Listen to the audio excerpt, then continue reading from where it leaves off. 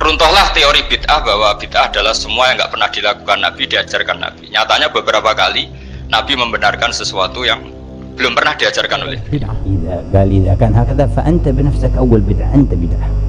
Jika demikian, yang tidak ada di zaman Nabi dan sahabat adalah bid'ah, maka diri kamu adalah bid'ah sebab kamu nggak ada di zaman Nabi. Kamu menyatakan kita ini Ahlus Sunnah ini sesat, ayo dialog terbuka, berani tidak berani, berarti Anda gitu yang sesat, itu aja udah gampang. Makanya seperti pengalaman konferensi kemarin, nah, gara-gara sikap Wahabi terlalu agresif, sering mengkafir-kafirkan Asy'ari, akhirnya ulama-ulama Ahlus Sunnah sedunia berkumpul di kesnya dan mengeluarkan Wahabi dari Aswaja. Mau apa lagi dia? Buya Yahya ini sesat, Buya. Oh begitu. Buya ini ahli neraka. Boleh Anda ngomong begitu, cuman duduk. Kenapa saya ini sesat? Tunjukkan. Tidak pernah hari ini, bahkan sebaliknya. Yang kita mencoba, kita ayo diskusi. Jangan Anda membicarakan seperti itu. Jadi ini kabar agak lumayan bahaya. Maka kita nggak boleh diam, Ustaz. Harus mulai menyuarakan yang menurut kita ini mendekati kepada kebenaran. Jadi jangan suatu ketika saya disebut sesat, wong sesat. Apa di antara kesesatannya? Ini ustadz yang membenarkan kunut. Innalillahi wa inna ilaihi raji'un. Bahwa ziarah kubur itu syirik, tidak mungkin dibolehkan kita ini ziarah kubur. Orang mungkin masuk ulama-ulama Arab sakarpe, kecuali ada orang ziarah kubur jaluk karo kuburan yo karep.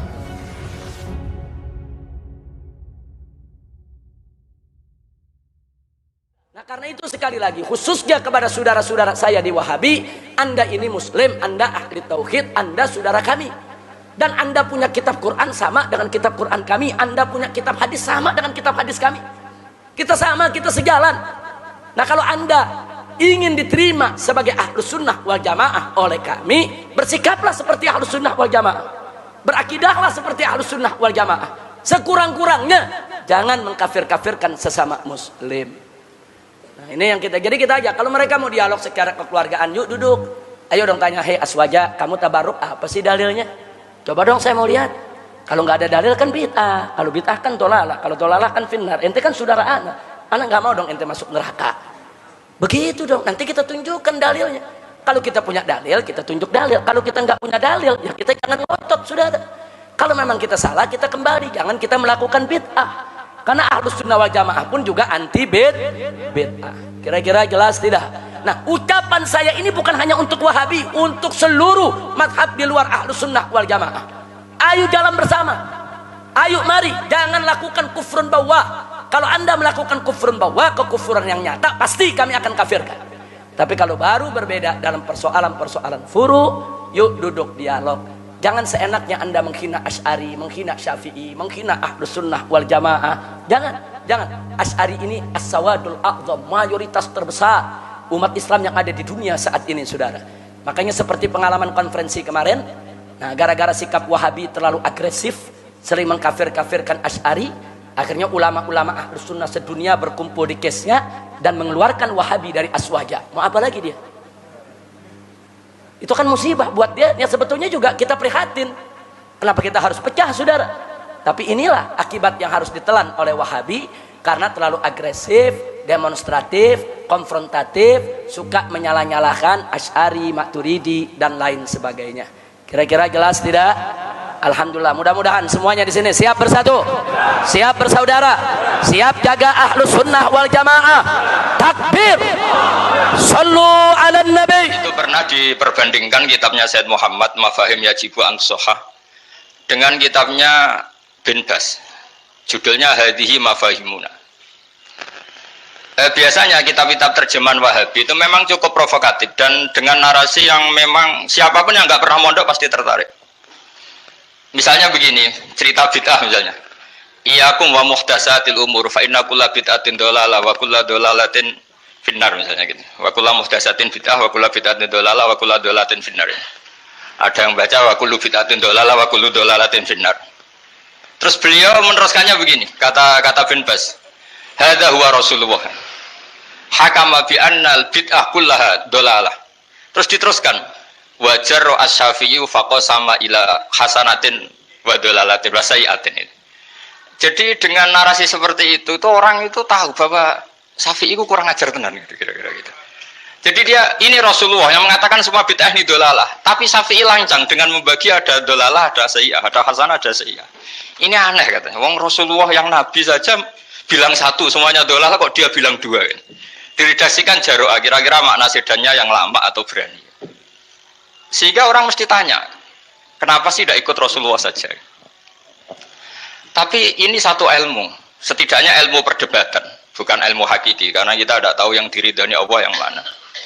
Tapi kemudian Sayyid Muhammad dalam kitab Abwaabul Faros juga dalam kitab-kitab beliau menyanggah itu dengan mengatakan jika makna bid'ah adalah yang nggak pernah dilakukan Rasulullah itu salah besar. Terus beliau cerita sekian hal, termasuk yang diceritakan adalah ada seorang sahabat ketika sholat dengan Rasulullah tidak pakai doa mainstream, yaitu ketika i'tidal sahabat tadi bilang alhamdulillah hamdan katsiran thayyiban mubarakan fi. Setelah itu setelah Nabi habis sholat umul qail, siapa tadi yang melafadzkan itu? Semua sahabat diam karena takut disalahkan. Tapi apa yang dikatakan Nabi? Tidak, saya tidak akan menyalahkan. Saya tadi melihat isna asra malakan. Saya tadi melihat 12 malaikat. Yabtadiruna ayyuhum yaktubu awwalu. Semuanya itu bergegas siapa yang nulis awal. Terus kata sahabat tadi, ha anada ya Rasulullah. Padahal ini satu kalimat yang bahkan Rasulullah tidak mengajarkan. Dan Rasulullah bahkan iskal. Kenapa ada kalimat itu? Tapi toh dibenarkan oleh Allah dan Rasul. Cerita Sayyid Muhammad kedua adalah ada sahabat setiap ngimami itu main kulhu. Wah, ngimami apa saja main kulhu. Singkat cerita makmumnya itu gerutu. Ini orang kok main kulhu terus ini. Setelah dilaporkan ke Rasulullah, ditanya sama Rasulullah, kenapa kamu main kulhu ini? Dilaporkan ke saya. Kata si musolli tadi, imam tadi, di annaha sifatur rahman. Dalam surat itu semua sifatnya Allah. Maka fa'ana uhibbuha. Saya senang itu. Apa kata Rasulullah? Saya disuruh bilang Allah ke kamu bahwa Allah mencintai kamu karena kamu mencintai kulhu. Terus keterusan sampai sekarang itu orang-orang NU baca kulhu terus itu. Karena sekali baca idza samsu kuwirat mesti keponting gitu. Tapi artinya itu dibenarkan Rasulullah min ghairi sabqi ta'limin minhu, tanpa ada pelajaran dari beliau. Runtuhlah teori bid'ah bahwa bid'ah adalah semua yang nggak pernah dilakukan Nabi, diajarkan Nabi. Nyatanya beberapa kali Nabi membenarkan sesuatu yang belum pernah diajarkan oleh beliau. Masalahnya adalah tidak semua orang baca kitabnya Sayyid Muhammad atau baca tidak paham. Nah, sementara kitab Hadhihi Mafahimuna itu diterbitkan secara masif oleh pemerintahan Arab Saudi dan ada terjemahnya lagi, sehingga yang nggak bisa Arabnya bisa terjemahnya. Dengan narasi tadi bahwa Imam Syafi'i dibenturkan Rasulullah itu kan mesti kalah. Redaksinya itu Jaro'ah itu wani pakai hamzah. Cuman kalau memang orang-orang di Cirebon itu betul niat amar ma'ruf nahi mungkar, menghentikan bid'ah dan kesesatan ahli tasawuf bermadhab Asy'ariyah, kan saya biar diajak ngomong. Bukan di belakang sana orang-orang ibu-ibu di kampung lalu difitnah, ini Syiah, ini bid'ah, ini sesat, ini orang kampung kan jadi bingung. Kalau orang betul-betul ngerti bagaimana orang memangkas sebuah kejahatan itu kepalanya dulu.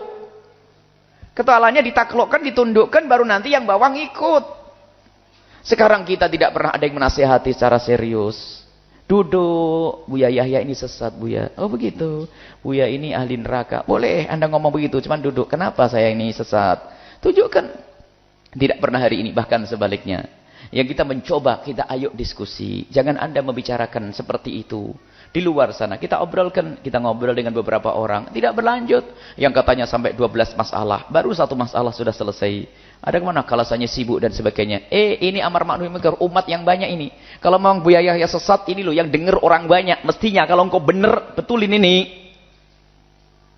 Kalau ini betul, nanti kau benerin sesatan saya ini, nanti yang lain selamat. Sekarang tidak, itu semua menunjukkan kalau itu adalah kemunafikan. Akhirnya yang difitnah orang awam, musola-musola. Maka sekarang kita balik.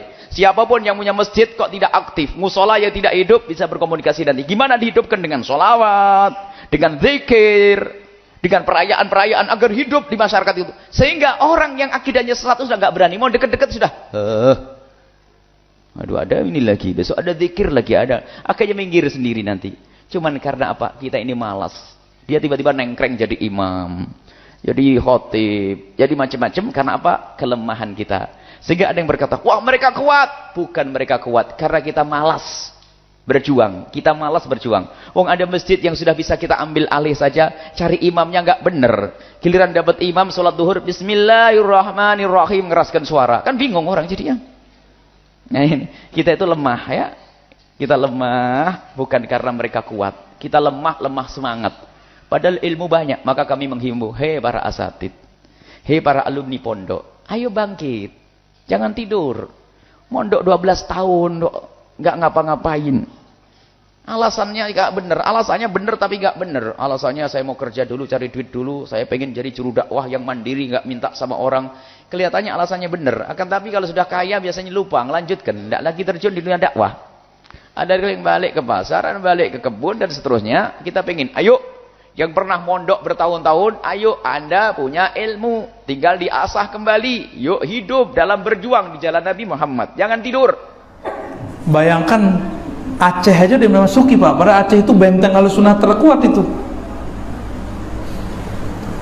Kota-kota santri di Jawa itu udah banyak yang kemasukan. Kenapa?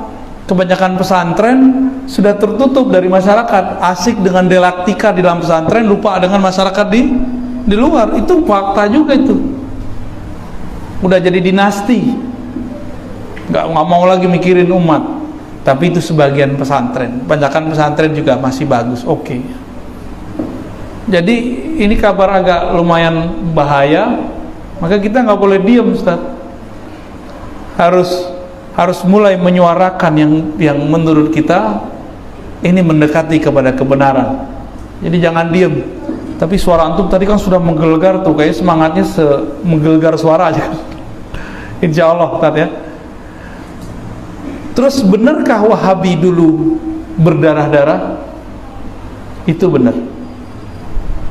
Dan kejadian itu bukan sekali dua kali. Kita punya sanad, tadi kita sudah baca sanad ya. Jadi kalau di Sumatera itu ada Syekh Sulaiman Rasuli, Syekh Abdul Wahid Salihi, Syekh Jamil Jauh, itu punya guru. Syekh Khatib Ali punya guru namanya Syekh Ahmad Khatib Minangkabau. Syekh Ahmad Khatib Minangkabau punya guru Bakri Syato punya guru namanya Sayyid Ahmad Zaini Dahlan. Beliau mengabadikan pembunuhan berdarah oleh Wahabi. Judulnya Fitnatul Wahabiyah. Kitab ini dibantah oleh mereka, tapi datanya nggak kuat. Mereka itu nganggap kalau udah dibantah berarti yang dibantah kalah. Nggak begitu. Tidak semua bantahan itu valid. Main asal bantah-bantah aja. Said Ahmad Zidahlan itu menyaksikan kebangkitan Wahabiyah setelah yang pertama. Yang pertama beliau nggak semasa. Jadi Said Ahmad Zidahlan menyaksikan bagaimana ganasnya mereka. Kenapa? Karena dulu Inggris mencoba memecah belah Turki Utsmani. Turki Utsmani dipecah. Di Saudi ada dua potensi, keluarga Suud, keturunan Suud dengan keluarga Hashim. Hashim ini syarif di Mekah. Sempat keturunannya kemudian ada yang jadi raja setahun 2 tahun di Hijaz. Tapi kemudian karena mereka tidak mau diatur oleh Inggris, maka orang Inggris mempersenjatai keluarga Suud. Kalau dipersenjatai gimana? Keluarga Suud kemudian mendekati orang-orang Wahabiyah, pakai ayat, pakai Quran, pakai sunnah, atas dasar ingin memurnikan tauhid. Mereka meratakan kubur dan membunuh siapa saja yang mengajak untuk itu. Intinya politik sebenarnya di belakangnya, politisasi agama. Itu sebabnya Bapak Ibu Allah, di Saudi tidak ada partai. Yang paling bahaya itu Anda belajar Quran dengan sunnah, tapi Anda melanggar ketentuan Quran dan sunnah. Pertanyaan saya, yang Anda pelajari apa? Apa? Pernah satu ketika saya disebut sesat, wong sesat. Apa di antara kesesatannya? Ini ustadz yang membenarkan kunut. Innalillahi wa inna ilaihi rajiun. Saya cuma menyampaikan secara objektif karena kita diamali pengetahuan. Saya ini subuh saya tidak kunut, saya kunut nazilah. Tapi kalau saya diundang kemudian di masyarakat itu kunut subuh, saya pimpin dengan kunut. Itulah keteladanan dari imam-imam kita sebelumnya. Karena yang kunut ada dalilnya, saya terangkan dalilnya. Yang tidak kunut ada dalilnya, ini dalilnya. Yang tidak kunut menyebut yang kunut bid'ah, saya jelaskan hadisnya begini, maksud kalimat bid'ah itu begini. Saya tuliskan semuanya. Atau tahu apa yang terjadi? Sekelompok orang datang, karena dia tidak kunut, dia menyoal yang lain itu yang kunut salah semua, bid'ah. Kalau bid'ah itu sesat, kalau sesat itu neraka. Disebutlah saya kemudian sebagai Ustadz Wong sesat. Apa Anda tidak tahu kalau Al-Hasan itu cucunya Nabi diajari doa kunut? Apa Anda tidak tahu bahwa Ibnu Umar itu kunut? Tuh, sampai bersin, alhamdulillah. Apa Anda tidak tahu kalau Imam Asy-Syafi'i itu kunut? Sedangkan Imam Asy-Syafi'i imam besar, mulia, kitabnya banyak. Gurunya Imam Ahmad bin Hanbal. Imam Ahmad bin Hanbal itu muridnya Imam Asy-Syafi'i. Mazhab Imam Ahmad bin Hanbal menyebar sampai punya murid. Kemudian ada Ibnu Taimiyah, Ibnu Qayyim Al-Jauziyah. Kekinian kemudian Syekh Nasruddin Al-Albani. Muhammad Nasruddin Al-Albani itu mazhab bayi, di antaranya Hambali. Diambil oleh beliau banyak. Imam Ahmad bin Hanbal itu muridnya Imam Asy-Syafi'i, menyanjung Imam Asy-Syafi'i. Cuma pilihan dengan gurunya dalam kunut berbeda, tapi tidak pernah menyebut Imam Syafi'i bid'ah. Enggak pernah. Dan silahkan cek, enggak ada dalam zaman sahabat yang kunut dengan yang tidak saling menyalahkan, bahkan mencela dan sebagainya. Pada zaman imam enggak ada. Antum kenal Imam Syafi'i? Oh iya, belakang ada yang kenal tuh. Wah, biasa. Tuh, Imam Asy-Syafi'i datang ke majelisnya Imam Abu Hanifah. Imam Abu Hanifah sudah wafat. Jadi Imam Abu Hanifah itu wafat di tahun Imam Syafi'i lahir, 150 Hijrah. Yang ada di antara murid-muridnya, begitu datang ke sana dengan murid-murid Imam Syafi'i, subuh dimintalah beliau jadi imam. Muridnya mengatakan pendapat kita unggul nih. Karena kunut, Imam Abu Hanifah enggak kunut, mazhabnya tidak kunut. Bahkan murid-muridnya enggak kunut.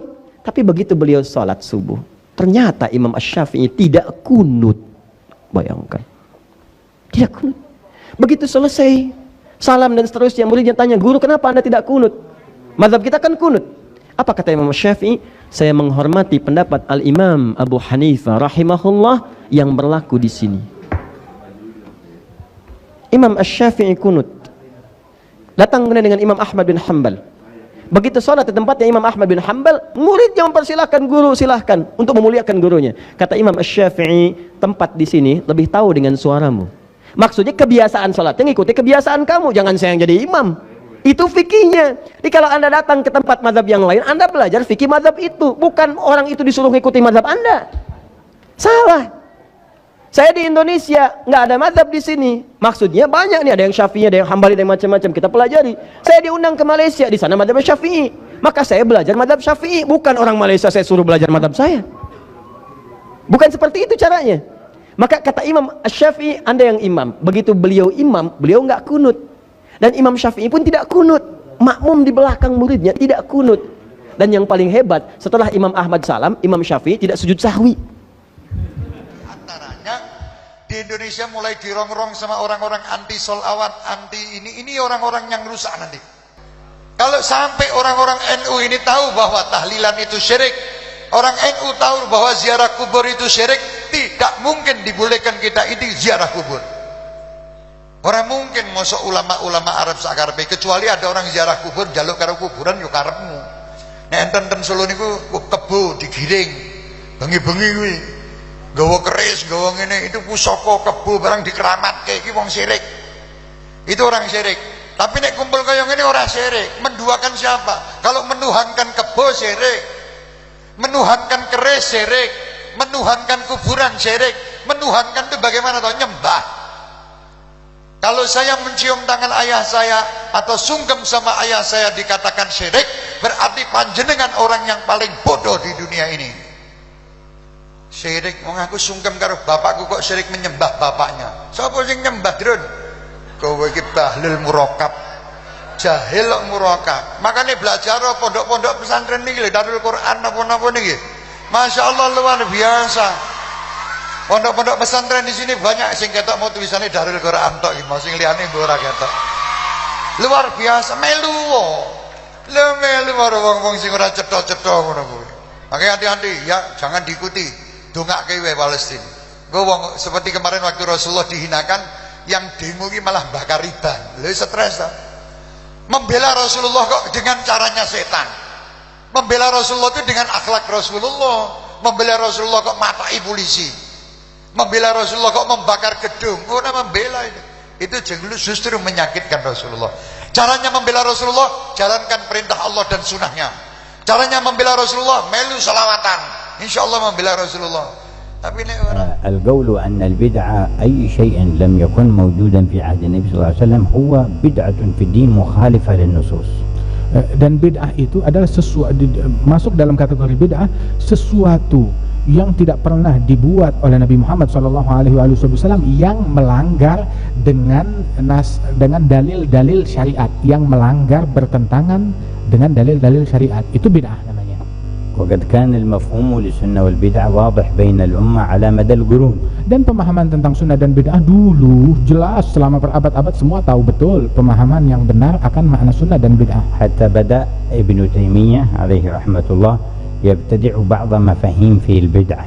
Sehingga datang ke masanya Ibnu Taimiyah rahimahullah, yang mana beliau ada melakukan sesuatu kebid'ahan di dalam beberapa hal-hal tertentu dalam syariat. وجاء بعده الشاطبي فمشى على ذلك السبيل وخالفوا المفهوم في عهد الصحابة والتابعين وتابعيهم بإحسان. Dan datang setelahnya Ibn Taimiyah Syatibi, dan juga dia pun juga melakukan pelanggaran yang bertentangan dengan ajaran para sahabat dan para sesepuh-sesepuh agama daripada Islam.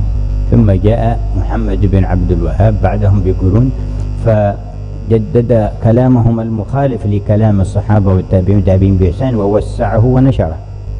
Hingga datangnya belakangan ini datangnya Muhammad bin Abdul Wahab, yang mana dia ini yang menukil daripada ucapan-ucapan dua orang tadi dan menyebarkan pelanggaran pemahaman-pemahaman akan bid'ah yang melanggar daripada sahabatnya Rasulullah SAW, dan dia menyebarkan ke pelosok-pelosok akan pemahaman yang keliru ini. على إن إنكار الذكر الله بالجهر أو بالسر للفرادى أو الجماعات الإنكار لذلك بدعة. Padahal sebenarnya mengingkari zikir kepada Allah, baik zikir itu dilaksanakan perorangan ataupun berkelompok, itu tidak boleh diingkari. Mengingkari kumpulan zikir, ingkarnya itu adalah sebenarnya bid'ah. على إن إنكار مدح النبي صلى الله عليه وسلم وكثرة الصلاة والسلام عليه هذا الإنكار هو البدعة. Yang mengingkari pengingkaran salawat kepada Nabi Muhammad, memperbanyak salawat, dan juga mengingkari pujian terhadap Rasulullah, pengingkaran ini adalah perbuatan bid'ah. لأن هذا هو الذي يخالف النصوص. Sebab pengingkaran itu yang bertentangan dengan dalil-dalil syariat. فيقول النبي لا يقعد قوم يذكرون الله تعالى كما رواه الإمام مسلم في صحيحه إلا نزلت عليهم الملائكة إلا حفتهم نزلت عليهم السكينة وحفتهم الملائكة وذكرهم الله في من عنده. Sebab dalam Sahih Muslim disebutkan tidaklah berkumpul sekelompok orang berzikir kepada Allah Subhanahu wa taala melainkan turun sakinah, diliput oleh malaikat, turun rahmat dari Allah taala, dan Allah membanggakan mereka di hadapan malaikat-malaikatnya bagi mereka orang yang ngumpul berzikir bersama-sama. هذا كلام النبي. Ini ucapan Nabi Muhammad. فيجي واحد من هؤلاء المبتدعة لقوم قعدوا يذكرون الله يقول بدعة ضلالة نار. Itu ucapan Nabi. Terus datang orang-orang yang dengan pemikiran yang cacat, ngelihat manusia mengumpul berzikir kepada Allah, dia bilang ini adalah bid'ah yang sesat. فيؤخذ بكلام من. Jadi yang kita mau ambil ucapan ini orang yang akalnya terganggu atau Nabi Muhammad. ولما كثر بعضهم من هؤلاء المبتدع الكلام على بعض الناس يقول هذا بدعة وهذا بدعة قال ما معنى البدعة عندك. Ada sebagian orang ketika dia banyak mengumbar ucapan ini bid'ah, itu bid'ah di tengah-tengah masyarakat. Akhirnya satu orang soleh, satu ulama berkata, coba apa sih artinya bid'ah? قال كل شيء لم يكن موجود في عهد النبي والصحابة وهو بدعة. Maka dijawab oleh orang yang sesumbar itu, segala sesuatu yang tidak ada di zaman Nabi dan di zaman sahabat, maka itu adalah bid'ah. إذا كان هكذا فأنت بنفسك أول بدعة أنت بدعة. Jika demikian, yang tidak ada di zaman Nabi dan sahabat adalah bid'ah, maka diri kamu adalah bid'ah, sebab kamu nggak ada di zaman Nabi. قال له لماذا؟ Ditanya kenapa demikian? قال لأنك لم تكن في عهد النبي والصحابة أنت غير موجود. Ya, kamu bid'ah sebab kamu tidak hidup di zaman Nabi dan di zaman sahabat. Jadi keberadaan kamu sekarang di sini adalah bid'ah. جعلنا الله في الصالحين. Mudah-mudahan Allah Ta'ala masukkan kita di barisan kaum salihin. Sampaikan kepadanya, biar ketemu dengan ustadznya, saya ingin ketemu dengan syekhnya gitu. Saya tidak akan mundur dengan mereka yang seperti itu, yang tukang bohong, yang tukang nipu umat. Orang Wahabi itu tukang nipu umat. Ya, saya ngomong terbuka nih, live streaming. Makanya mereka kalau diajak dialog dengan saya nggak mau, bisanya membuat fitnah di belakang. Kalau diajak ditantang dialog langsung ketemu, sok. di pengajiannya siap saya. Tidak pernah mau mereka. Dari dulu saya datangi. Ada yang MA gelarnya. MA itu S2. Dari mana? Ada lulusan King Saud Mekah, ada lulusan Ummul Qura Mekah. Tapi ternyata ketika menipu umat, MA-nya maling agama. Mereka kesel kalau dibongkar seperti ini. Maka tidak mau dialog terbuka, tapi bisanya cuma bikin fitnah, propaganda ini itulah, syiah lah, apalah, seperti itu. Sesatlah inilah itulah. Ayo kalau memang kamu menyatakan kita ini ahlus sunnah ini sesat, ayo dialog terbuka. Berani tidak? Tidak berani. Berarti Anda gitu yang sesat, itu aja udah gampang. Ya, sampaikan seperti itu nggak masalah buat saya. Ya. Terbuka saya nih, terbuka. Kalimat ini tidak pakai penghalang untuk saya. Live streaming internasional. Biar kalau saya ke Mekah ketemu sama orangnya, saya dialog di sana. Begitu. Kalau ke Madinah, saya dialog di Madinah. Sama mahasiswa Ummul Qura Mekah, saya dialog. Yang tadinya mensyirik-syirikkan amaliyah Ahlus Sunnah wal Jamaah, sampai akhirnya terima kasih sudah disebutkan referensi, diberikan referensi hadis.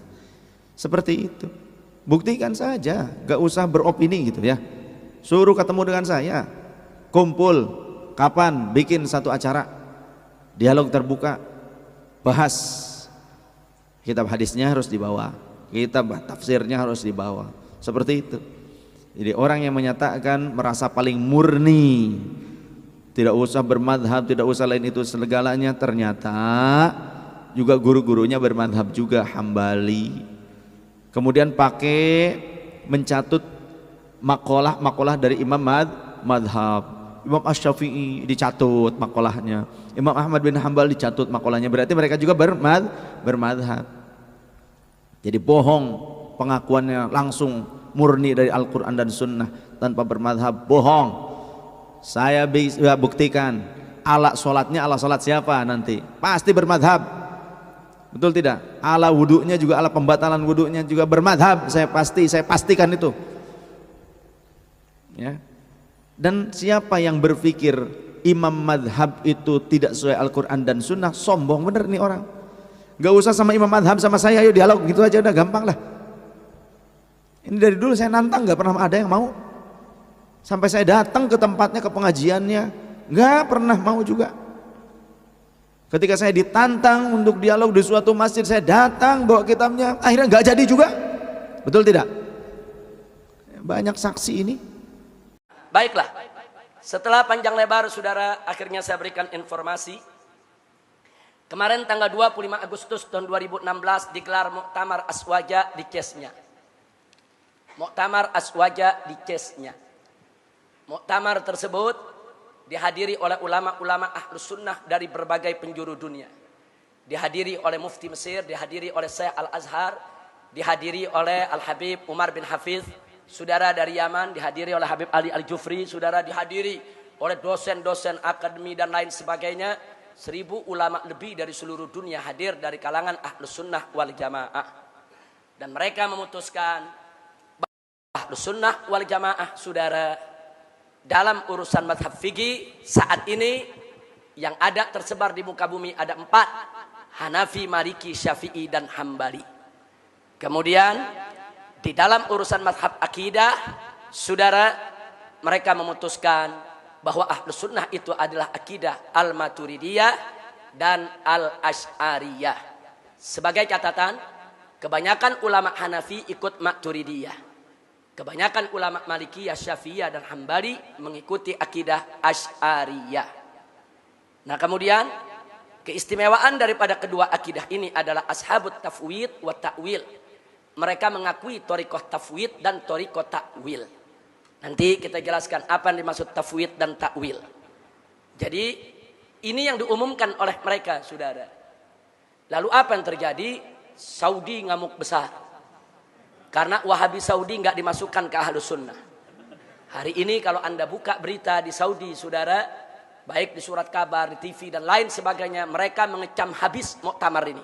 Mereka katakan ini muktamar buatan Iran, ini muktamar buatan Rusia, ini muktamar buatan Yahudi, ini muktamar memecah belah umat dan seterusnya.